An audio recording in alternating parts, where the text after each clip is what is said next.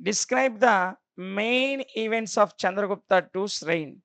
Chandragupta two పరిపాలనా కాలంలో ప్రవేశపెట్టబడినటువంటి main events ఏంటో డిస్క్రైబ్ చేయమని చెప్పాడు. ఇంతకుముందు మనం సముద్రగుప్తుడి గురించి నేర్చుకున్నాం.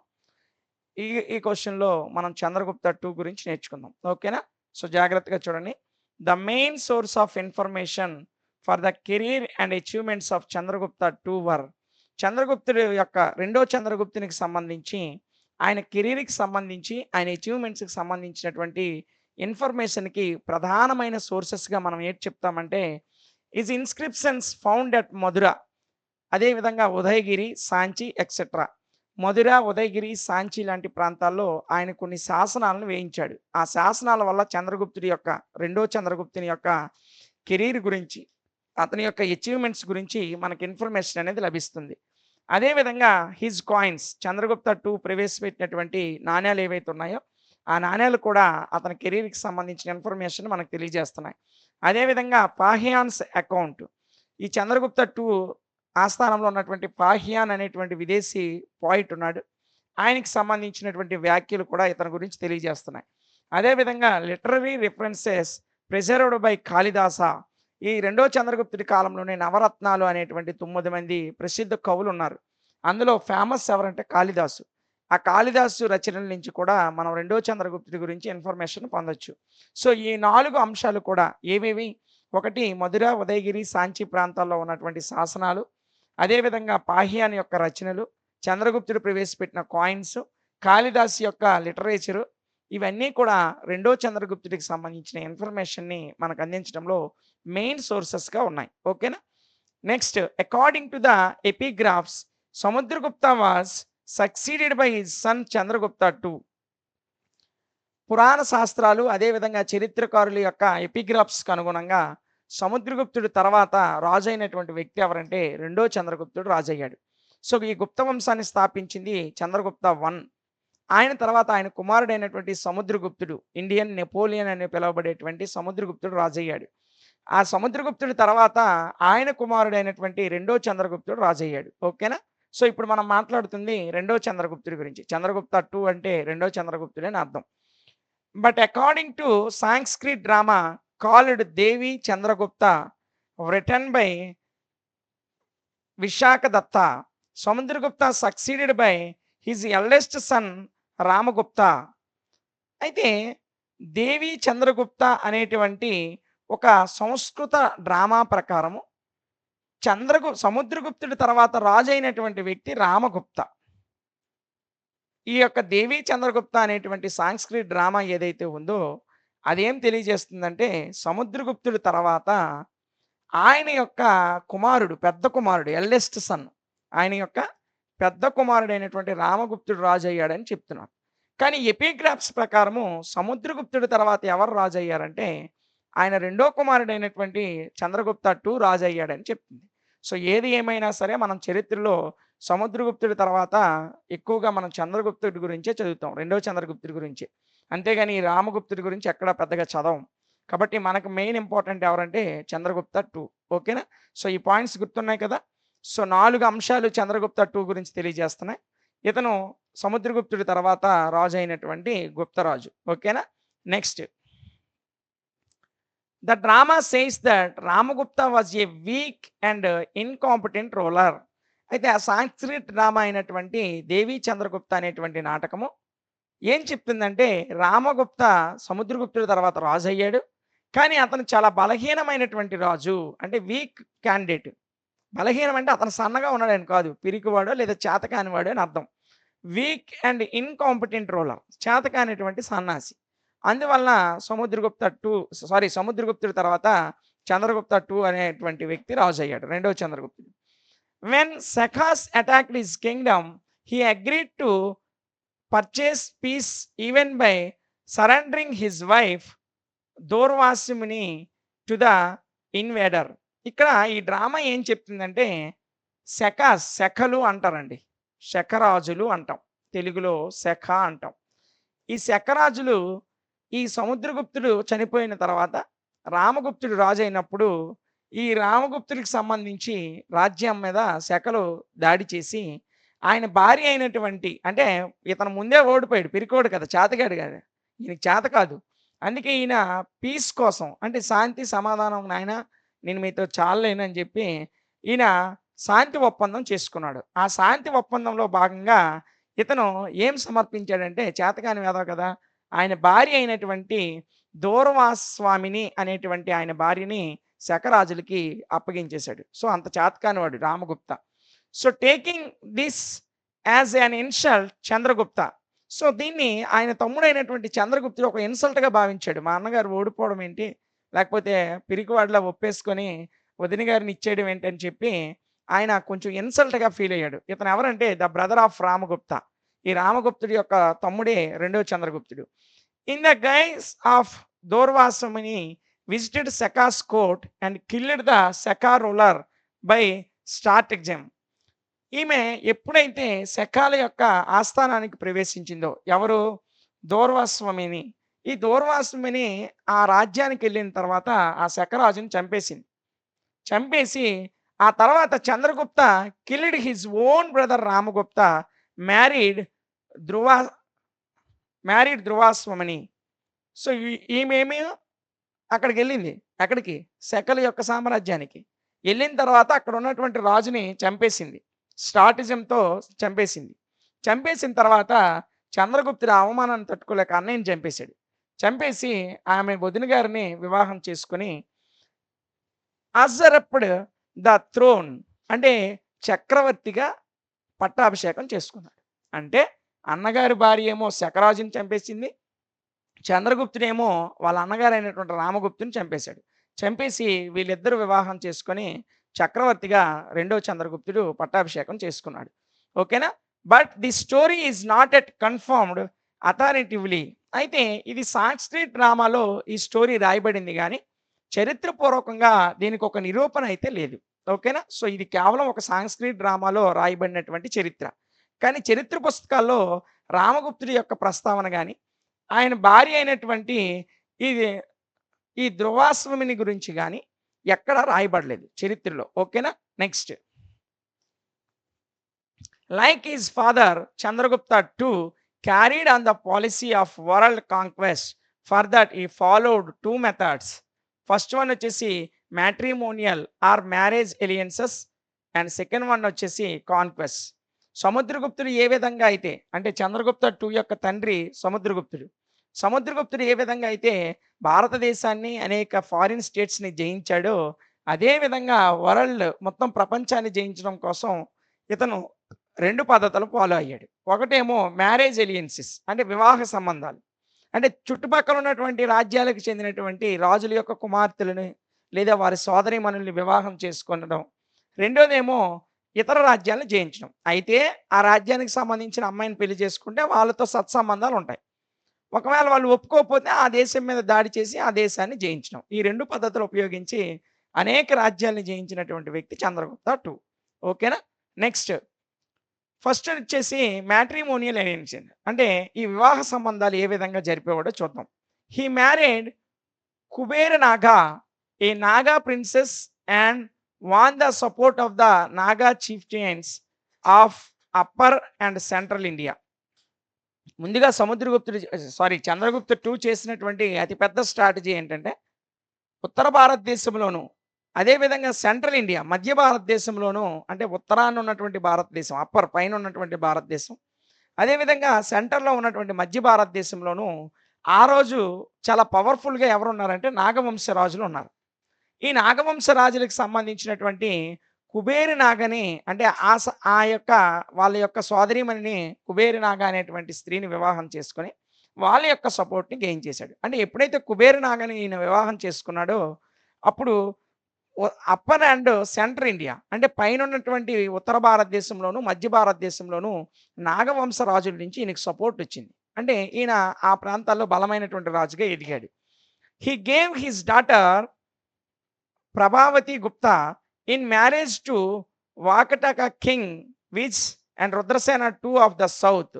ఇక్కడ ఈయన ఏం చేశాడంటే ముందేమో కుబేరి నాగని వివాహం చేసుకొని ఉత్తర భారతదేశము, మధ్య భారతదేశంలోనే పట్టు సంపాదించాడు.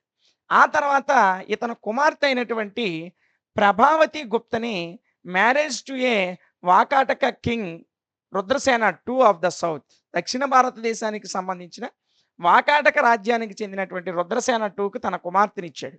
దానివల్ల దక్షిణ భారతదేశం నుంచి కూడా ఆయనకు సపోర్ట్ వచ్చింది. సో అతను ఉత్తర భారతదేశంలోనూ బలమైనటువంటి రాజు అయ్యాడు. దక్షిణ భారతదేశంలో కుమార్తెనివ్వడం ద్వారా అక్కడ కూడా బలమైనటువంటి రాజుగా ఎదిగాడు. So by these alliances he not only made friendship with two powerful kings of India, but also won their support in his grand military project of exterminating the Sakas of Western India.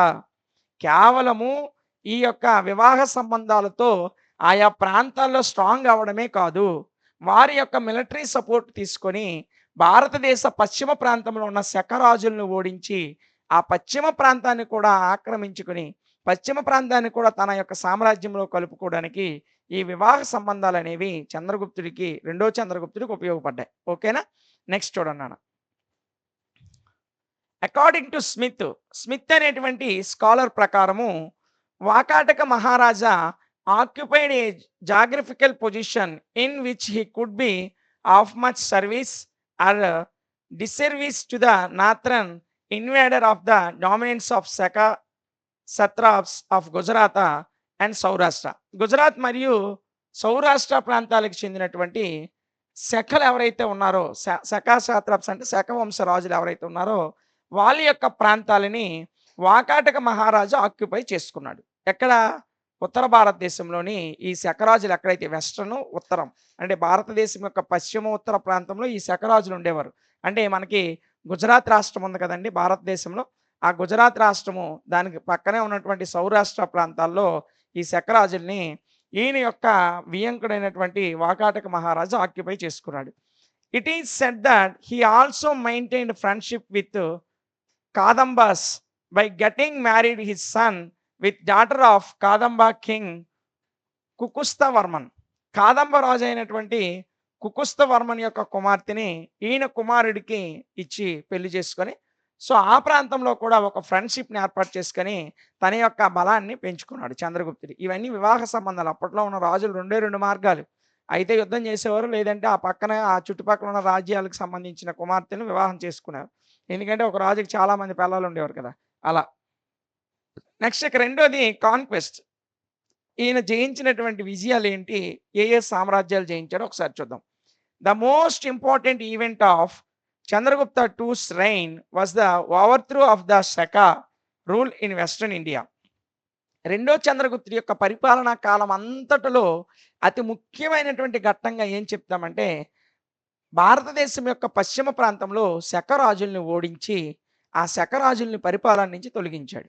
So పశ్చిమ భారతదేశంలో శకరాజుల్ని ఓడించినటువంటి చరిత్ర కలిగిన ఏకైక రాజు ఎవరంటే రెండో చంద్రగుప్తుడు. ఈ point గుర్తుపెట్టుకోండి, కాంపిటీషన్లో పనికొస్తుంది. ఓకేనా? Next, he waged war against Rudrasimha III and the Saka ruler killed him and annexed Malwa, Gujarat and Kathiawar to his empire. So Rudrasimha III అనేటువంటి ఒక శకరాజుని యుద్ధంలో ఓడించి ఆయనకి సంబంధించినటువంటి మాల్వా ప్రాంతాన్ని, అదేవిధంగా గుజరాత్ ప్రాంతాన్ని, ఇక్కడ మాల్వా పీఠభూమి ఉంది మీ అందరికీ తెలుసు, మాల్వా ప్రాంతాన్ని, గుజరాత్ ప్రాంతాన్ని, అదేవిధంగా కథియావార్ ప్రాంతాన్ని తన సామ్రాజ్యంలో కలిపేసుకున్నాడు రెండో చంద్రగుప్తుడు. ఓకేనా? నెక్స్ట్ చూడండి నాన్న. Results of the war.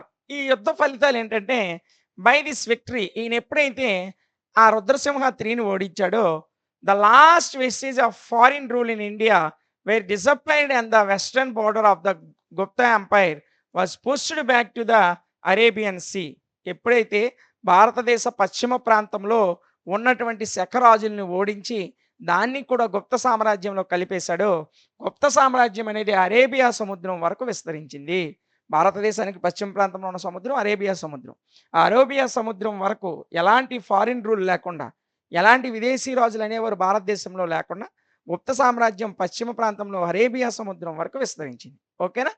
Next, this also gave a tremendous impetus to overseas commerce and free flow of ideas to and from foreign lands. So foreign lands నుంచి వ్యాపార వాణిజ్యాలకి అంటే విదేశాలతో వ్యాపార వాణిజ్యాలు చేయడానికి గుప్త సామ్రాజ్యానికి వీలు కలిగింది. ఎందుకంటే పశ్చిమ ప్రాంతాల్లో శకరాజులు ఓడించిన తర్వాత ఆ ప్రాంతము భారతదేశంలో ఇదిగోండి, ఇది ఇండియా మ్యాప్ అనుకుంటే ఇక్కడ అరేబియా సముద్రం ఉంటది.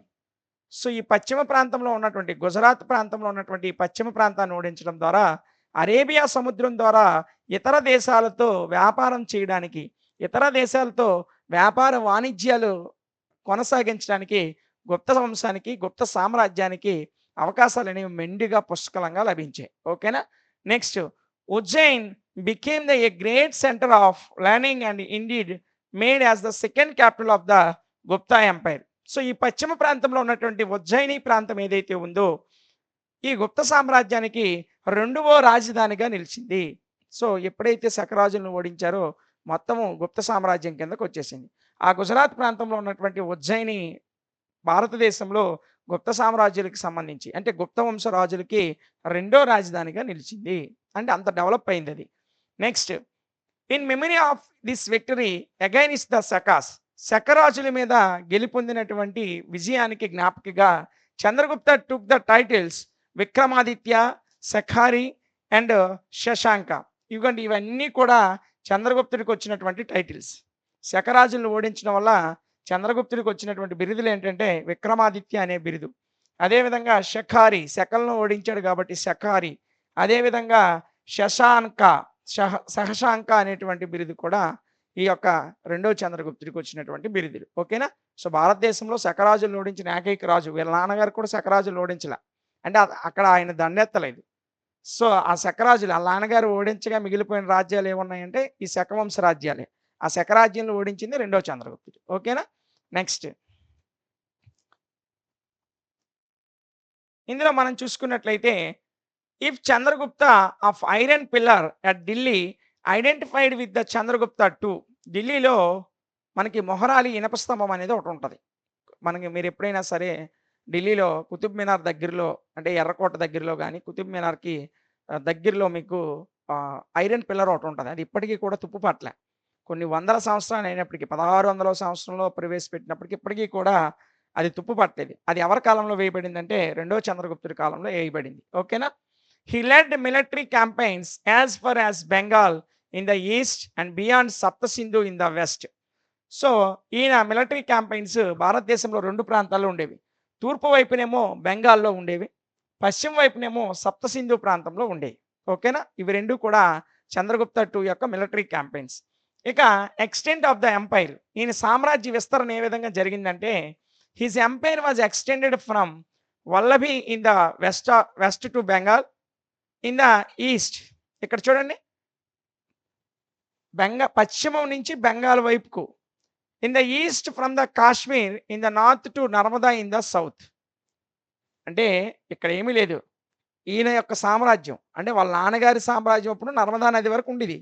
సో, మిగతా ప్రాంతాలను కూడా ఈయన జయించాడు. అవేంటంటే extended from Vallabhi in the west to Bengal. పశ్చిమాన ఉన్నటువంటి వల్లభి నుంచి తూర్పునున్నటువంటి బెంగాల్ వరకు. భారతదేశంలో పశ్చిమాన ఉన్నటువంటి వల్లభి నుంచి తూర్పునున్నటువంటి బెంగాల్, ఇప్పుడు పశ్చిమ బెంగాల్ రాష్ట్రం ఉంది కదా! సో, బెంగాల్ వరకు ఈయన యొక్క సామ్రాజ్యం తూర్పు నుంచి పడమరకి విస్తరించింది. అదే విధంగా చూడండి, ఫ్రమ్ కాశ్మీర్, ఉత్తరాన ఉన్నటువంటి కాశ్మీర్ నుంచి దక్షిణాన ఉన్నటువంటి నర్మదా నది వరకు ఈయన యొక్క సామ్రాజ్యం అనేది విస్తరించింది. ఓకేనా? నెక్స్ట్, హిజ్ కోర్ట్, ఈయన యొక్క ఆస్థానం గురించి మనం మాట్లాడుకుంటే he was great pattern of learning. He was identified with the Vikramaditya of the legends. ఈయన్ని విక్రమాదిత్య ఆఫ్ ద లెజెండ్స్ అని పిలుస్తారు. చాలా రాజులందరిలో కల్లా కొంచెం వాళ్ళ నాన్నగారి తర్వాత అంత పేరు గడించినటువంటి రాజు. చంద్రగుప్త విక్రమాదిత్య అనే పేరుతో కూడా ఈయన ప్రసిద్ధుడు మనకి. ఓకేనా? Tradition makes him as a patron of 9 gems or Navaratnas. ఈయన ఆస్థానంలో 9 జెమ్స్ అంటే అత్యంత ప్రతిభ కలిగినటువంటి 9 మంది రచయితలు, నిఘంటుకారులు, జ్యోతిష్యకారులు, వివిధ రకాలైనటువంటి విభాగాలకు చెందిన 9 మంది జెమ్స్ లాంటి వ్యక్తులు ఉండేవారు. వాళ్ళనే నవరత్నాలు అనే పేరుతో పిలుస్తాం. ఏమని పిలుస్తామండి? నవరత్నాస్ అని పిలుస్తాం. Among them Kalidas the author of Kumara Sambhavam and Shakuntalam was the leading light. ఈ నవరత్నాల్లో ఒక ఫేమస్ కవి ఎవరంటే కాళిదాసుడు. ఈ కాళిదాసు రాసినటువంటి రచనల్లో కుమార సంభవం అనే రచన ఇప్పటికీ ఫేమస్. అదేవిధంగా అభిజ్ఞాన శాకుంతలం అనేటువంటి ఒక అద్భుతమైనటువంటి రచనను కూడా కాళిదాసే రాశాడు. ఈ 2 రచనలు కాళిదాసు అనేటువంటి ఆథర్ రాశాడు. ఈ కాళిదాసు కూడా రెండో చంద్రగుప్తుడి ఆస్థానంలో ఉన్నటువంటి నవరత్నాల్లో ఒకడు. ఓకేనా? Next the authors were Vishakhadatta and Amarasimha, Vasubandhu, the famous astronomers and Aryabhatta, Varahamihira, Brahmagupta were also lived in his court. వీళ్ళందరిలో విశాఖదత్త, అదేవిధంగా అమరసింహ, అమరసింహుడు అనేవాడు నిఘంటుకారుడు, అంటే డిక్షనరీ తయారు చేసినటువంటి వ్యక్తి.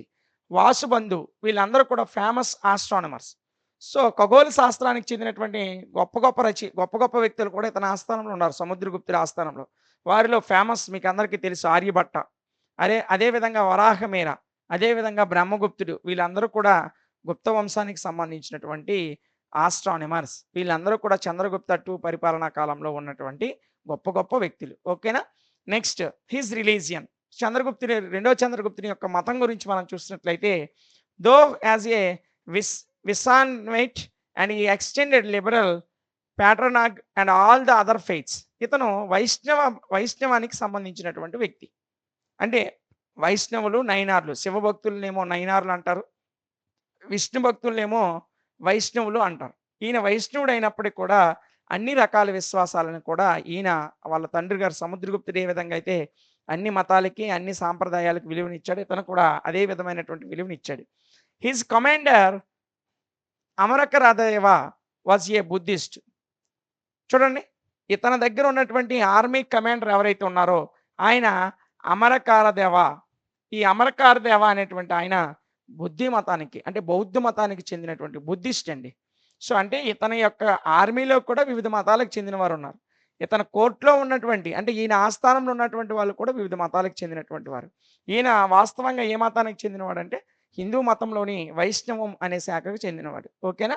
నెక్స్ట్ అదర్ ఫీచర్స్ ఒకసారి చూసినట్లయితే, అన్బౌండెడ్ ప్రాస్పరిటీ ప్రివైల్డ్ ఎవ్రీవేర్.